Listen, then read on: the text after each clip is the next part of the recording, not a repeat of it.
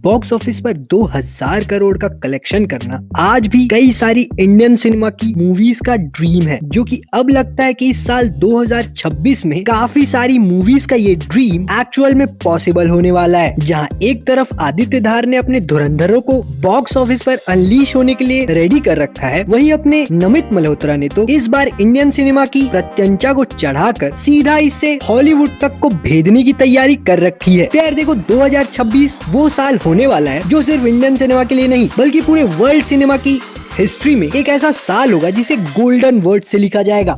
जहां एक तरफ पूरे वर्ल्ड में एवेंजर्स डूम्सडे, नोलन की ओडिसी और ड्यून अपनी तबाही मचाएंगी, वहीं इस बार इंडियन सिनेमा भी बिल्कुल भी पीछे नहीं रहने वाला है। और इस साल 2026 में तो ऐसी ऐसी एक से बढ़कर एक ताबड़तोड़ मूवीज आने वाली है, जो कि आगे चलकर इवेंचुअली बॉक्स ऑफिस पर इस 2000 करोड़ वाले इम्पॉसिबल से लगने वाले आंकड़े को आराम से पिछाड़ने वाली है। एंड उन्हीं में से कुछ मूवीज के बारे में आज हम लोग इस वीडियो में काफी ज्यादा विस्तार से चर्चा करने वाले हैं। तो चलिए बिना ज्यादा देरी किए उन्हीं मूवीज पर अपनी नजर डाल लेते हैं। तो हेलो गाइस, एंड हमारे चैनल में आपका स्वागत है। एंड आज हम लोग साल 2026 में आने वाली कुछ ऐसी टॉप मूवीज की बात करने वाले हैं जो इंडियन बॉक्स ऑफिस के इस इम्पॉसिबल से लगने वाले 2000 करोड़ वाले आंकड़े को बड़ी ही आराम से पिछाड़ सकती हैं। तो देखो यार, वैसे तो साल 2026 में ऐसी कई हाईली एंटिसिपेटेड एक से बढ़कर एक मूवीज आने वाली है, पर आज के टाइम पर हम फैंस जिस मूवी के लिए सबसे ज्यादा एक्साइटेड हैं, वो तो डेफिनेटली आदित्य धार और रणवीर सिंह की धुरंधर 2 ही होने वाली है। जहां अंडरडॉग धुरंधर ने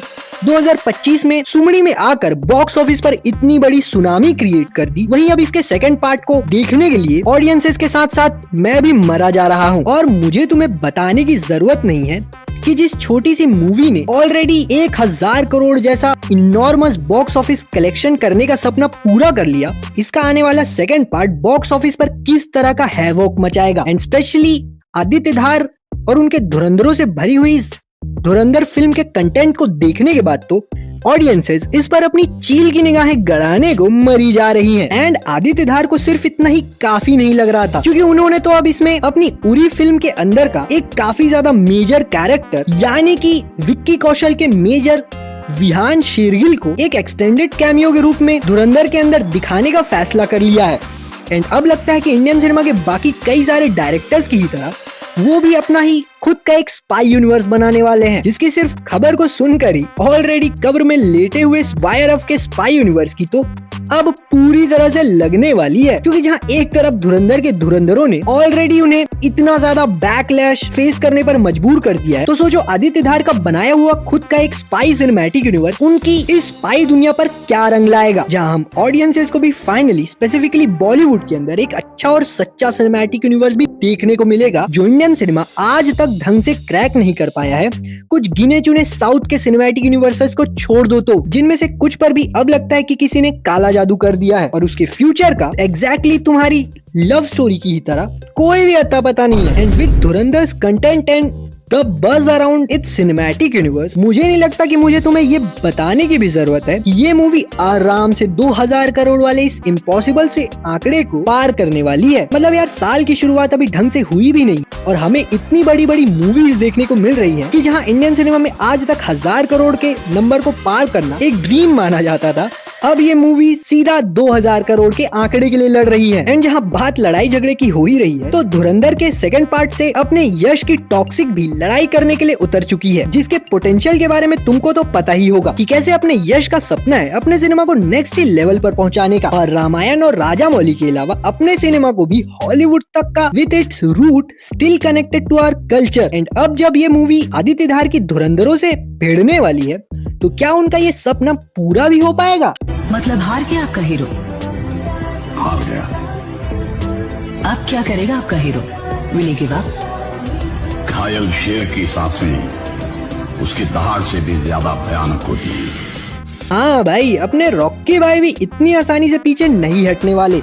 जहाँ एक तरफ उन्होंने टॉक्सिक जैसी फिल्म के साथ एक बिल्कुल ही नई स्टोरी और अपने सिनेमा के प्रति नया अप्रोच रखा है। एंड इतना ही नहीं बल्कि उन्होंने अपनी इस फिल्म के लिए हॉलीवुड के काफी ज्यादा रेनाउंड एक्शन डायरेक्टर्स एंड कई सारे बेंचमार्क्स को अचीव भी किया है। And to be honest guys, जिस तरह का इसका टीजर था, I don't know if you hate it और लव इट, बट डैम भाई, तुम और हम इसके बारे में तो बातें जरूर ही करने वाले हैं। एंड इसके टीजर को देखने के बाद इस मूवी के अराउंड जिस तरह का बज़ ऑलरेडी क्रिएट हो चुका है, एंड अब लोग ये जानने को काफी ज्यादा उत्सुक हैं कि एक्चुअल में इस मूवी में क्या माल होने वाला है। क्या अपने रॉकिंग स्टार यश रॉकी भाई के शूज से स्टेप आउट कर पाएंगे, या फिर उनका भी हाल इन मेगा स्टार्स की तरह होने वाला है। एंड अब तो धुरंधर के कंटेंट पर अपनी नजर पड़ने के बाद there is also a big question floating around it कि क्या यश की ये मूवी धुरंधर के कंटेंट को टक्कर दे भी पाएगी या नहीं, या फिर मांस मसाला और कंटेंट के वॉर में कंटेंट ही जीत जाए। तो गाइस इसका जवाब तो अब हमें 19 मार्च को ही देखने को मिलेगा, क्योंकि सडनली पता नहीं कहां से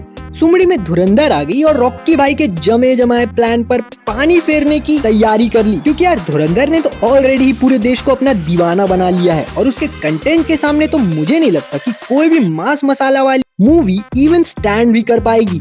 पर नॉनदलेस अपने रॉकी भाई एंड उनके बज़ और क्रेज को भी आप बिल्कुल भी नजरअंदाज नहीं कर सकते हो। तो देखते हैं क्या होता है। क्या इन मूवी के मेकर्स ये क्लासिक क्लैश अवॉइड करते हैं या इसको होने देते हैं? एंड अगर ऐसा होता है तो आप पहले कौन सी मूवी देखने वाले हो? नहीं देखोगे तो दोनों ही ना। एंड भाई लोग अभी इस क्लैश की एंटिसिपेशन थमी नहीं थी।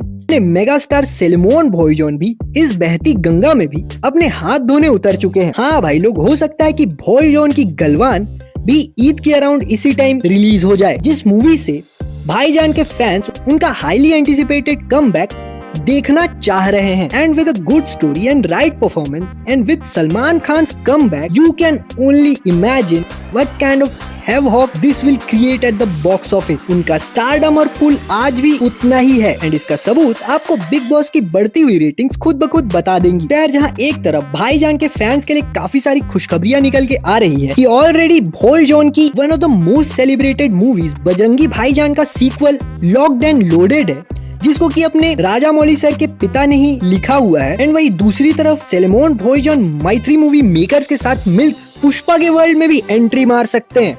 तो भाई लोग, भाईजान ने भी अपने इंडियन सिनेमा में कमबैक की तैयारी ऑलरेडी शुरू कर दी है। एंड उनकी मूवी गलवान भी सेम इसी ईद के टाइम रिलीज हो सकती है। और अगर ऐसा हो गया तो we will be getting our own triple threat match for the Indian box office, Dhurandhar versus Toxic versus Galwan.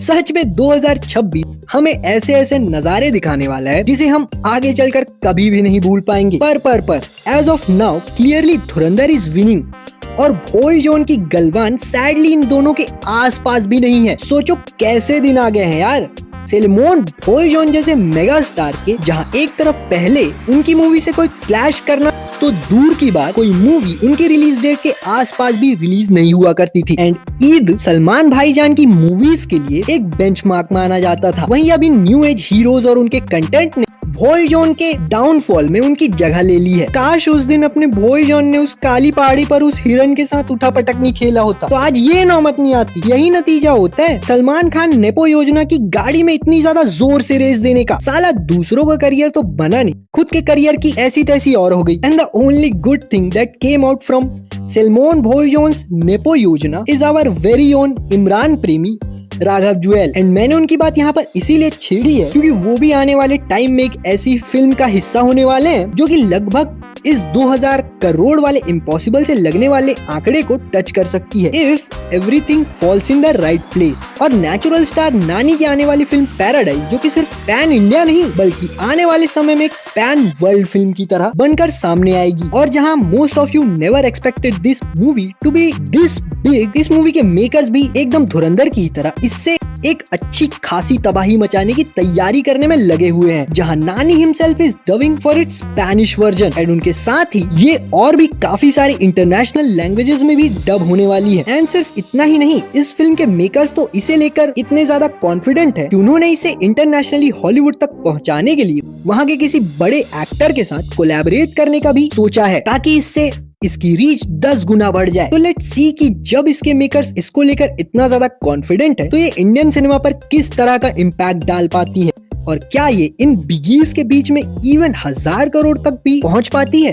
अरे रुको जरा, सबर करो। हाँ भाई लोग, ये भले ही 1000 करोड़ टच कर पाए या नहीं, पर कुछ मूवीज तो ऐसी हैं ही कि वो 2000 करोड़ के आंकड़े को भी बड़े आराम से गारंटीड ही टच करने वाली हैं। एंड इन्हीं मूवीज के लिए तो मैंने ये लिस्ट ही बनाई है, जिसमें सबसे पहले तो ऑब्वियसली रामायण जैसी जाइगैंटिक मूवीज की बात कर लेते हैं, जिसके पास इस बेंचमार्क को अचीव करने के लिए सब कुछ है। इतना बड़ा बजट, इतने बड़े बड़े superstars, and not just superstars, genuinely good actors who can rightfully carry the roles of gods and villains with their glory, and उसके साथ साथ इतना बड़ा हॉलीवुड का VFX studio, so we can finally see these kind of epics in their full blown glory।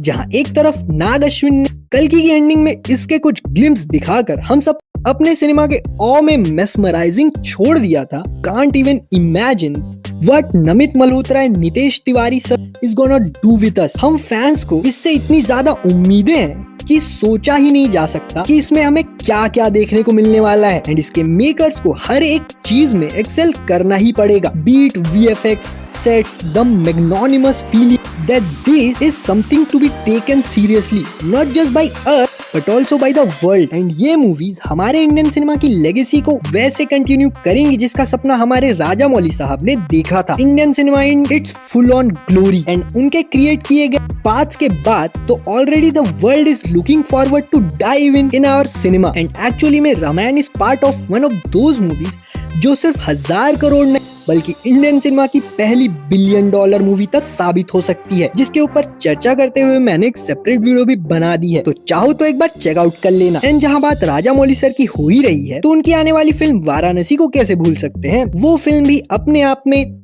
इस 2000 करोड़ वाले prestigious club में शामिल होने का जज्बा रखती है, जिसने सिर्फ अपनी रिलीज के 2 साल पहले ही ऑलरेडी इतने सारे वेव्स क्रिएट कर दिए हैं, वो भी सिर्फ इंडिया में नहीं बल्कि इंटरनेशनली। तो सोचो उसके रिलीज के टाइम क्या ही भौकाल मचेगा। And on top of that इस बार तो अपने राजा मौली सर ने इसके साथ कुछ आउट ऑफ द बॉक्स जाने का ही सोचा है।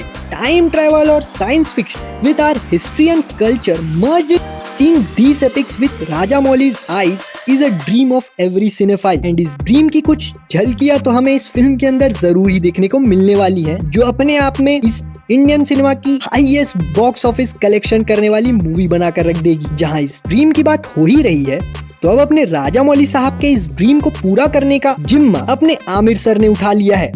जहां फाइनली वो इंडियन सिनेमा में इतनी बड़ी बड़ी मूवीज को बनता देख अब हम सबके ड्रीम प्रोजेक्ट महाभारत पर भी काम करना चालू कर चुके हैं। And he is going to present these epics in their full glory, not just for us but for the world, जैसा इन एपिक्स को होना चाहिए। एंड हम सब उन्हें परफेक्शनिस्ट बुलाते हैं, राइट? तो भाई ये परफेक्शनिस्ट इस जॉब की इन्स एंड आउट्स को पूरी तरह से समझ चुका है, जहां उन्होंने इस मैसिव प्रोजेक्ट के लिए काफी सारी चीजें सोच रखी, multiple directors, different point of views and tonality, and Lord of the rings जैसा मैसिव स्केल और VFX, एंड उससे भी ज्यादा एक बेहतरीन सिनेमैटिक यूनिवर्स जिसके गेम को आज तक इंडियन सिनेमा ने ढंग से क्रैक नहीं किया। पर अपने परफेक्शनिस्ट ने इसका भी तोड़ निकाल लिया है, और मार्वल से सीख लेते हुए वो उनके इस ड्रीम प्रोजेक्ट को और मदर ऑफ स्टोरीज पर ऐसा काम करने वाले हैं जैसा मार्वल अपने सिनेमैटिक यूनिवर्स पर करता है।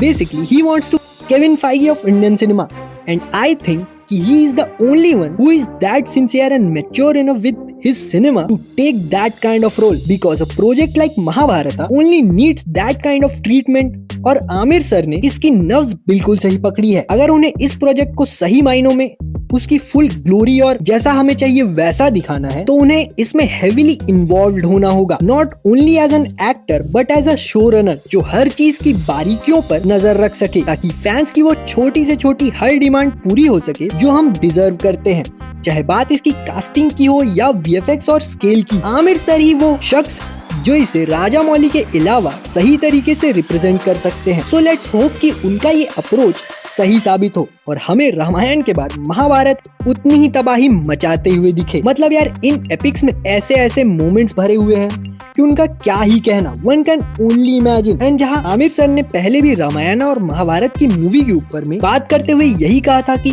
This epics will not let you down while you can, that shows a sense of responsibility that these kind of projects need। तो यार मैं तो यही होप करता हूँ कि राजा मौली और इस रामायण हमें उनकी महाभारत भी जल्द ही देखने को मिले। जिसके बाद इतना ही नहीं, हाँ भाई लोग रुको जरा, क्योंकि नमित मल्होत्रा तो यही नहीं रुकने वाले, पर वो तो रामायण की दुनिया को और भी एक्सपैंड करने वाले हैं। सनी देओल सर के हनुमान जी के साथ रामायण के बाद वो इमीडिएटली अपने सिनेमैटिक मास्टरपीस को और भी ज्यादा आगे बढ़ाते हुए इस दुनिया में हनुमान जी की एक स्पिन ऑफ मूवी बनाने वाले हैं, जिसके बारे में बात करते हुए मैंने एक सेपरेट वीडियो बना। तो अगर तुम सनी पाजी के फैन हो और उनकी आने वाली ऐसी धमाकेदार मूवीज के बारे में जानना चाहते हो तो उस वीडियो को भी चेकआउट कर लेना।